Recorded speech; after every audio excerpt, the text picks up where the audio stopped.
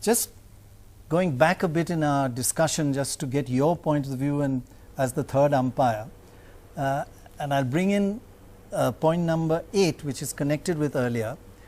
Earlier we had said the economic survey talked about investment. Did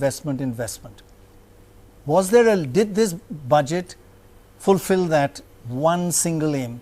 And particularly with farmers and the agrarian crisis, did this budget link with the economic survey, and will we see a change in the agrarian problem and investment? No, Pranoy, I think this budget has some very substantial measures for attracting investment, private investment. I think you would have never heard before that the railways will attract private investment in track restructuring and manufacturing of rolling stocks, even in running of passenger and freight and passenger trains. Right. And the fact that also for the first time the government is laying out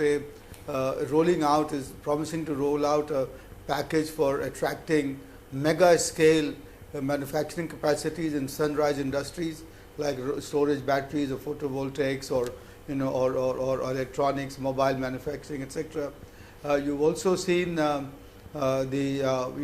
private investors now in the small and medium enterprises being given a higher level for being under the 25% tax limit. Right.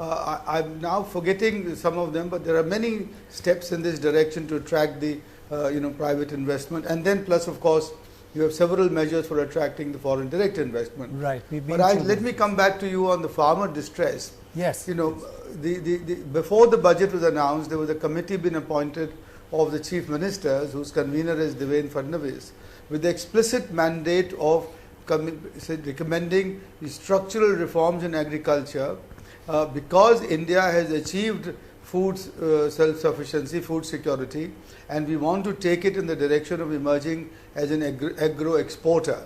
So, this committee is going to review the APMC Act, the Essential Commodities Act, and also the ENAM and the measures to promote ENAM. That's the committee which will give its recommendation in 2 months' time, and that will hopefully begin to transform the Indian agriculture. The one thing you guys may not have noticed is this mention about the zero budget natural farming, which the finance minister talked about. I have been following it very closely, and this will bring down cost in agriculture to a third of what they are, so that we could then begin to start exporting, because at the moment we are simply uncompetitive in our agricultural sector.